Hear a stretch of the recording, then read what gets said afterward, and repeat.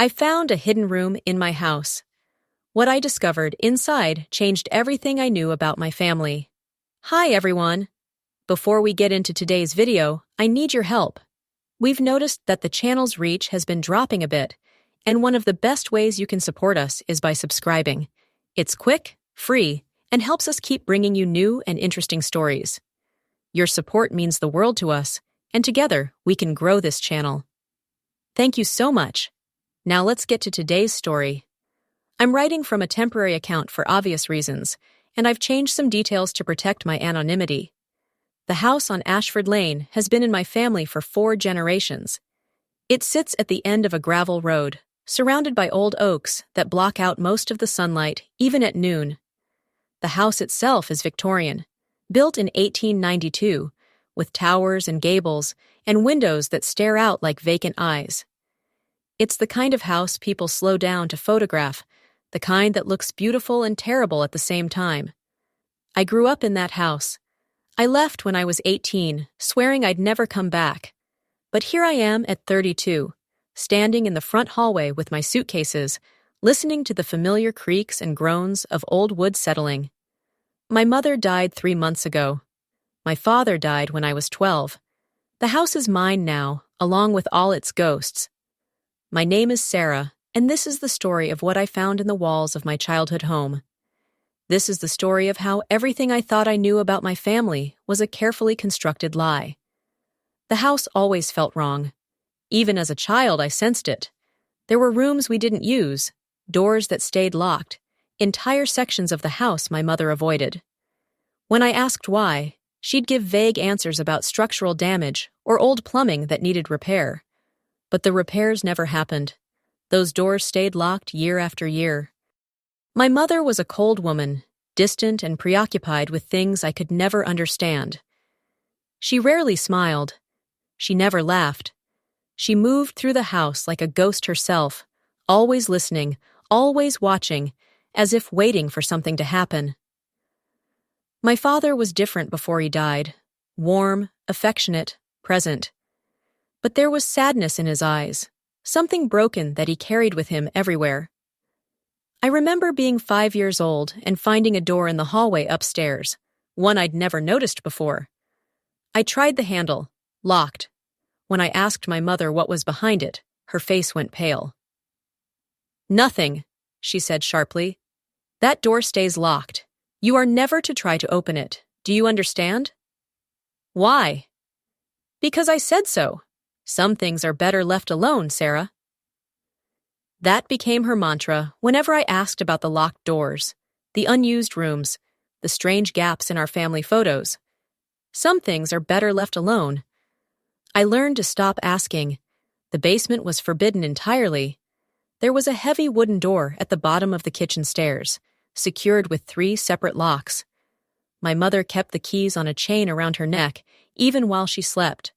When I was 7, I asked what was down there. "Storage," she said. "Old things from before you were born. Nothing interesting. Can I see?" "No." "Why not?" She grabbed my arm hard enough to leave bruises. "Because the basement is dangerous. The stairs are rotting. If you go down there, you could fall and break your neck. Is that what you want?" I shook my head, terrified by the intensity in her eyes. "Good. Then we never speak of the basement again." We didn't. Not for 25 years. My father died on a Tuesday in October. Heart attack, sudden and catastrophic. He was 41.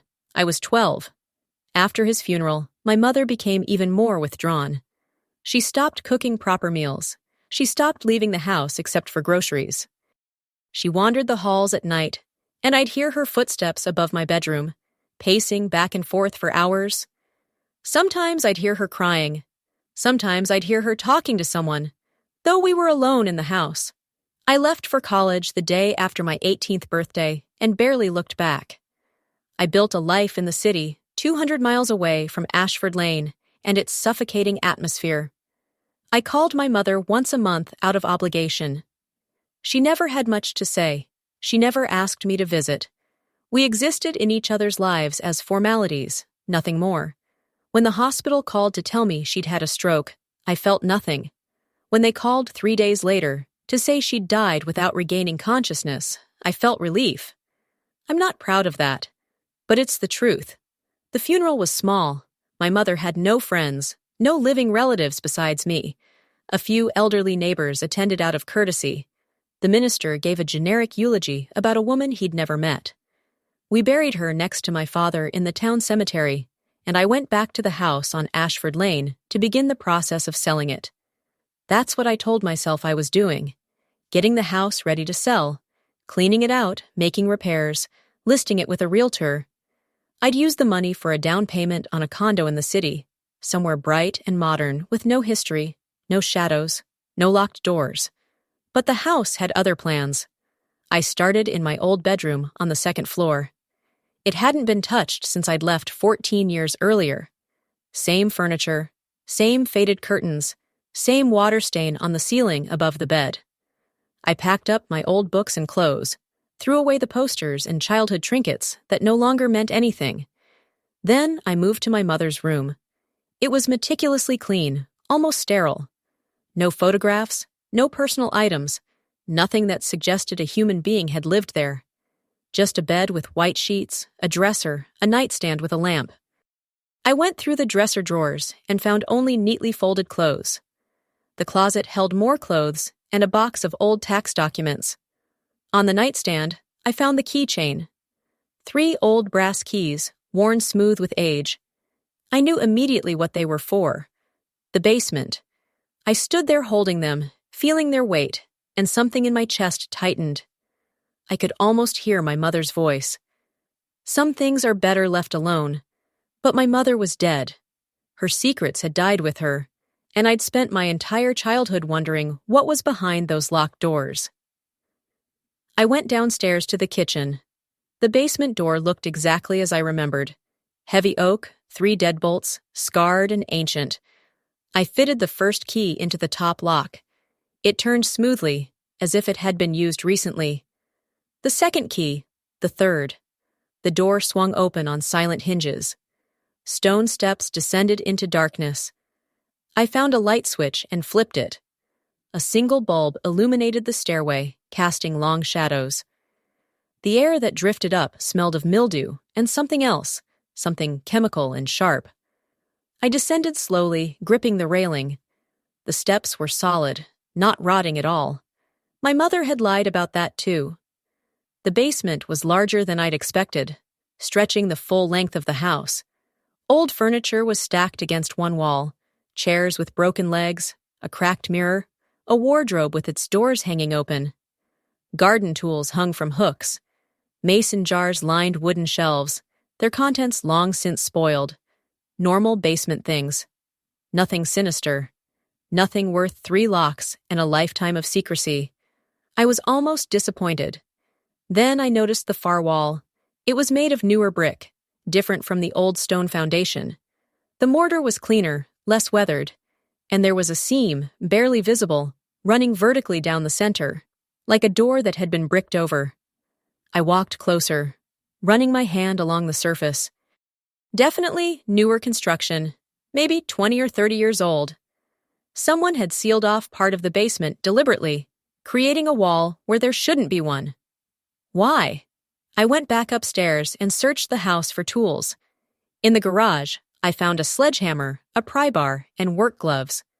I carried them down to the basement and stood in front of that wall, feeling my heart pound. This was crazy. I should call a contractor, someone who knew about structural integrity and load-bearing walls. Breaking through randomly could damage the house, could be dangerous. But I didn't call anyone. I pulled on the gloves, picked up the sledgehammer, and swung. The first blow sent a crack spider webbing through the mortar. The second blow knocked a brick loose. By the 10th blow, I'd created a hole large enough to see through. I pulled out my phone and shined the light through the gap. Another room. Small, maybe 10 by 10 feet. I couldn't see much, just darkness, and what looked like wooden furniture. I kept swinging. The wall was only 1 layer thick, meant to conceal rather than support. Within an hour, I'd knocked a hole large enough to climb through. I stood at the threshold, shining my light into the hidden room, and felt every hair on my body stand up. It was a bedroom, a child's bedroom. There was a small bed with a metal frame, stripped of sheets, a wooden dresser with 3 drawers, a rocking chair in the corner, and covering every visible surface were drawings, hundreds of them, taped to the walls, scattered on the floor, stuffed in the dresser drawers.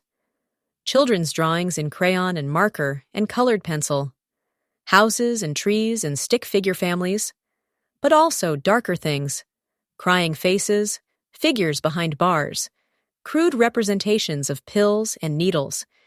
In the corner, written in a child's handwriting over and over again, covering an entire section of wall, "I want to go outside. I want to go outside. I want to go outside." My hands were shaking as I climbed through the hole and into the room. The air was stale, untouched for decades. Dust covered everything in a thick layer. I walked to the dresser and pulled open the top drawer. Children's clothes, size 6 or 7, neatly folded. The second drawer held more clothes and a stuffed rabbit, its fur matted and faded. The third drawer was full of papers, more drawings, notebooks, and something that made my stomach drop. A birth certificate. I pulled it out, brushing away the dust. The paper was yellowed with age, but still legible. Name: Emma Catherine Ashford. Date of birth: March 15, 1985. Parents: Richard and Margaret Ashford. Richard and Margaret Ashford. My parents' names: Emma Catherine Ashford, a sister I'd never known existed. Born March 15, 1985. 6 years before me. I sat down hard on the bed, the birth certificate shaking in my hands. I had a sister. I had a sister who'd lived in this room, who'd drawn these pictures, who'd begged to go outside. A sister my parents had hidden away and never mentioned. Why? I searched the room methodically, looking for more answers. I found medical records stuffed under the bed, pages and pages of doctor's notes and prescriptions. Most of it was technical language I didn't understand, but certain phrases jumped out. Developmental delays, aggressive episodes, risk to self and others, recommend institutional care. There was a leather journal wedged between the mattress and the frame. My father's handwriting, I realized as I opened it. Entry after entry, dating from 1985 to 1991. March 20th, 1985. Emma came home from the hospital today. She's beautiful, perfect. Margaret is exhausted but happy. I've never felt love like this. September 3rd, 1986. Emma's development is slower than expected. The pediatrician says some children take longer, not to worry. But Margaret is worried. I can see it in her eyes. January 12th, 1987. Emma had another episode today. She bit Margaret hard enough to draw blood. The doctor says it's not normal. He wants us to see a specialist. June 8th, 1987. The specialist confirmed what we feared. Emma has severe developmental disabilities and violent tendencies. They're using words like autism spectrum and severe behavioral disorder. They recommend an institution. Margaret refuses. She says no daughter of hers will be locked away. We'll manage at home. The entries became darker, more desperate. November 30th, 1987. Emma attacked me today with a kitchen knife. She's 3 years old and tried to stab me. We can't take her out in public anymore. She screams constantly, hurts herself, hurts us. Margaret is at her breaking point. I don't know what to do. March 15th, 1988. Emma's 3rd birthday. No party, no celebration. We can't have people here. They'd see. They'd know. Margaret has turned the basement into a room for Emma. It's safer down there, she says. We can control the environment. Keep her safe. Keep us safe. April 1st, 1988. Emma lives in the basement now. Margaret has put locks on the door. 3 of them. Emma screams for hours, but eventually she quiets down. Margaret says this is temporary, just until we figure something out. But I don't think that's true. I think this is permanent. I kept reading, feeling sicker with each entry. My parents had locked their daughter in the basement at age 3 and kept her there for years. They'd fed her, clothed her, given her toys and paper to draw on. but they'd imprisoned her in this windowless room, hidden from the world. The entries became less frequent as years passed. September 1st, 1990. Margaret is pregnant. We haven't told Emma. How do you explain a new baby to a child who lives in a basement? I suggested we reconsider the institution, but Margaret refuses. She says Emma is fine where she is. She says the new baby will be different, normal, a fresh start. That made my stomach turn. The new baby was me. I was supposed to be the replacement child, the do-over, the normal daughter they could actually love. December 3rd, 1990. Sarah was born yesterday. Healthy, no complications. Margaret is relieved. She keeps saying, "This one is perfect," over and over. I haven't been down to see Emma in weeks. I don't know if Margaret has either. I can't look at her without feeling ashamed. The final entry was dated October 19th, 1991. Emma is gone. She stopped eating 3 days ago. This morning, Margaret went down to check on her and found her unresponsive. We called Dr. Harrison, the only doctor we trust, the one who's been helping us manage Emma in secret. He came immediately. He confirmed she was dead. Heart failure, he said, common in children with her conditions. We buried her in the woods behind the property, just the three of us, me, Margaret, and Dr. Harrison. No funeral, no death certificate, no record that Emma Ashford ever existed. Margaret sealed up the room that same day, brick by brick. She said we'd never speak of Emma again. She said this was for the best, for Sarah's sake. Sarah will grow up in a normal house, with normal parents, with no shadows from the past. I'm writing this final entry and then destroying this journal. No, I can't destroy it. It's all that's left of Emma, proof that she was real, that she mattered. I'll hide it somewhere Margaret won't find it. Maybe someday, someone will understand. Someone will know that we loved Emma, even if we failed her.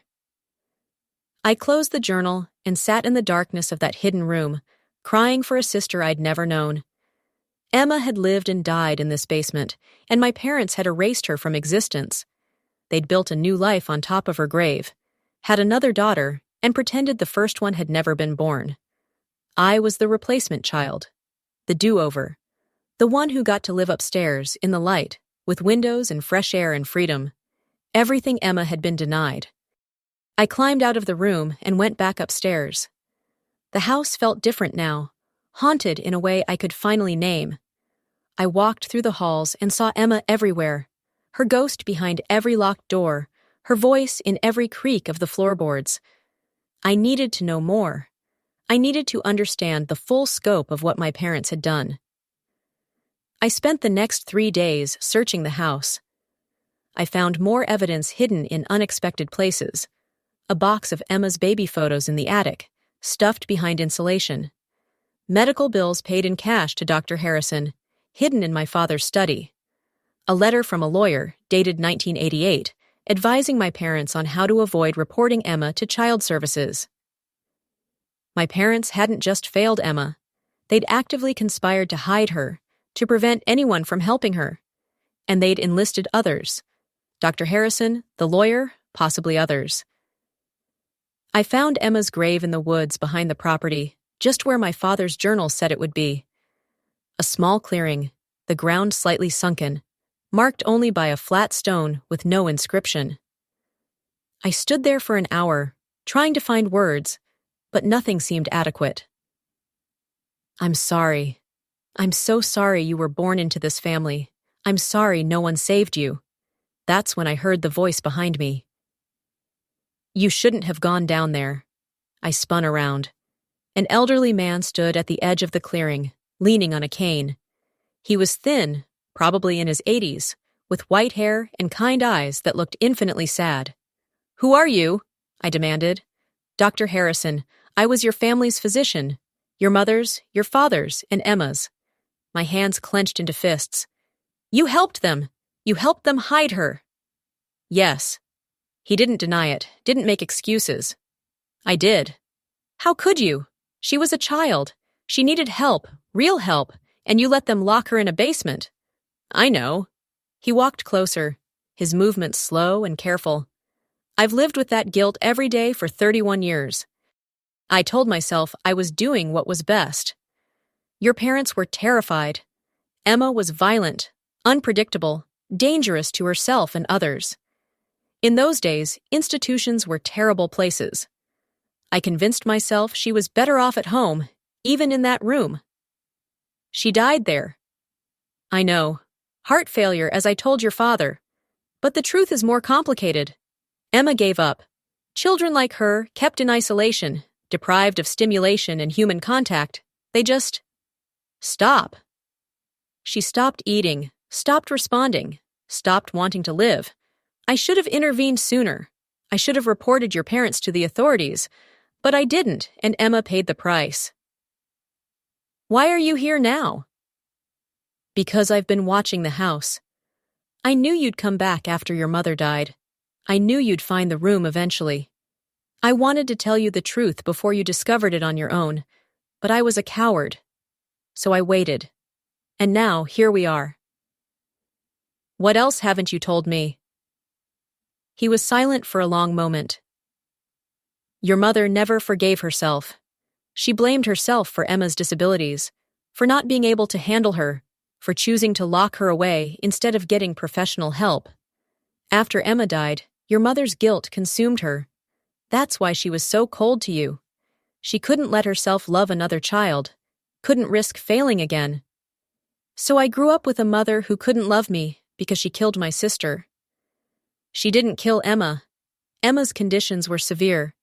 She likely wouldn't have lived past childhood regardless. But yes, your mother's choices hastened her death.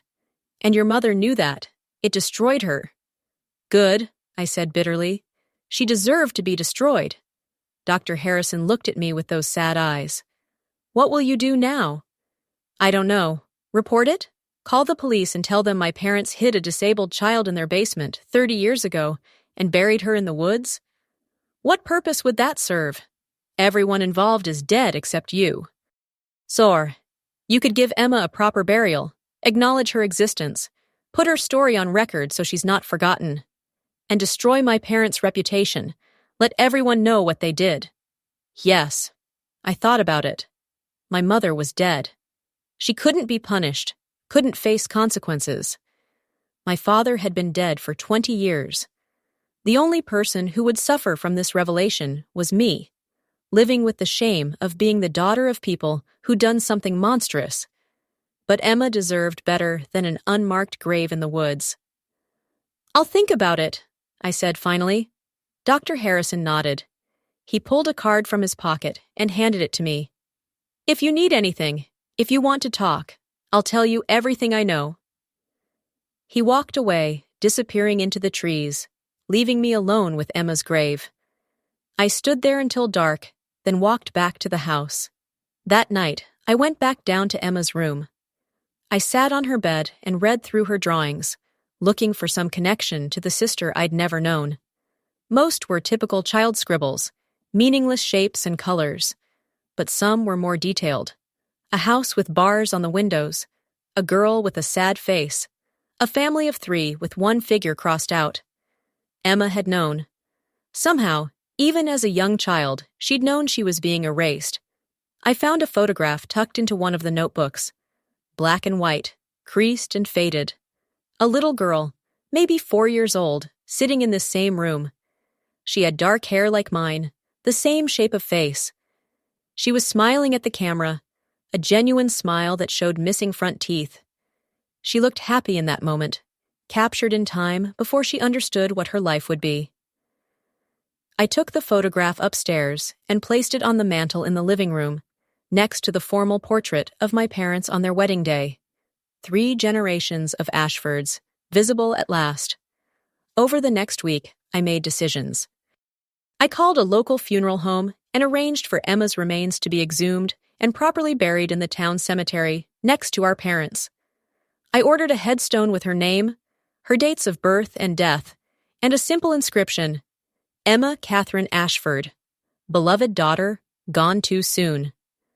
I contacted the local newspaper and gave them the story. Not all of it, not the worst details, but enough. A child with severe disabilities, hidden by parents who couldn't cope, who died tragically at age 6. A family secret finally brought to light. The article ran with the headline, "Forgotten Child, Local Family's Dark Secret Revealed After 31 Years." The town reacted with shock and horror. Some people defended my parents, saying times were different back then, that families had fewer options for dealing with disabled children. Others called them monsters. The debate raged on social media and in coffee shops and at church gatherings. I didn't participate. I didn't defend my parents or condemn them. I simply made sure Emma was no longer invisible. The funeral was small, just me, Dr. Harrison, and a minister who'd never known Emma but spoke kindly about how every life matters, how every child deserves to be remembered. We buried her on a cold afternoon in November, under gray skies that threatened rain. I stood at her grave after everyone left and finally said the words I'd been holding inside. "I'm sorry you never got to be my sister. I'm sorry I got the life that should have been yours. I hope wherever you are now, you're finally free.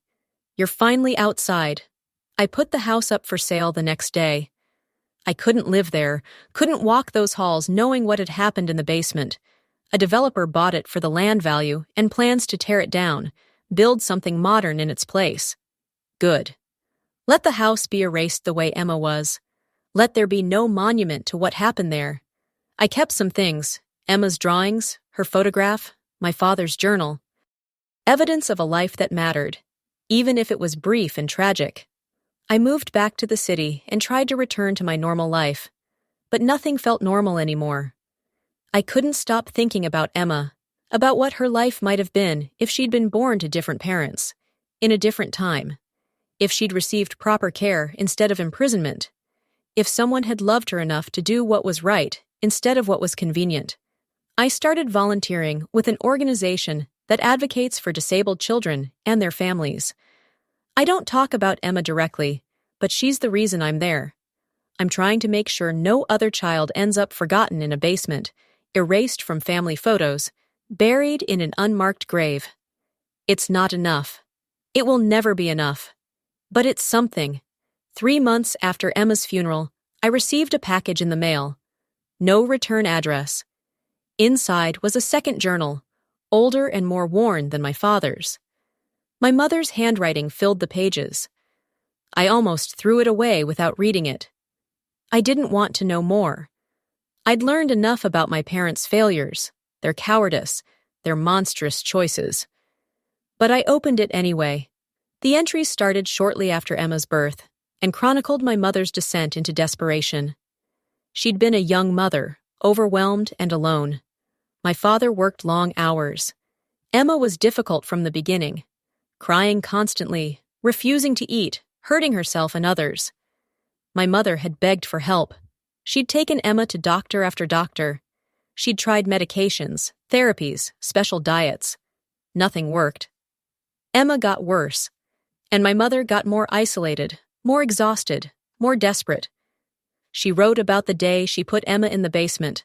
"I can't do this anymore. I can't watch her every second. I can't let her hurt herself again. The basement room is safe. She can't get hurt down there. This is temporary, just until I figure out what to do, just until I can think clearly." But temporary became permanent.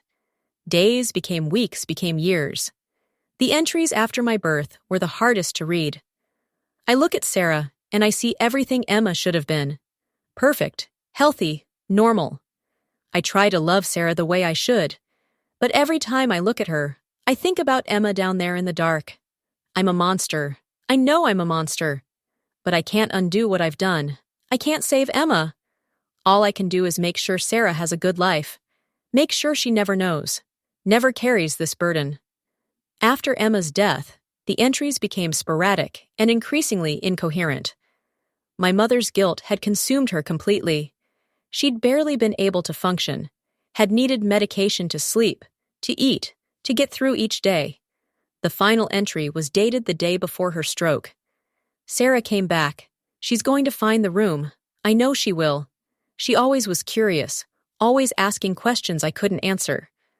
I should have told her years ago. I should have been brave enough to confess. But I wasn't. And now it's too late. She'll find out what we did, what kind of people her parents really were. She'll hate us. She should hate us. We deserve her hatred. But I want her to know, we loved Emma. We loved her so much it broke us. We just didn't know how to save her. We made terrible choices out of fear and exhaustion and ignorance. And we've paid for those choices every day since. I hope someday Sarah can forgive us. Not for what we did to Emma. That's unforgivable. But for failing to be the parents she deserved too. For being so consumed by our guilt that we couldn't love her properly.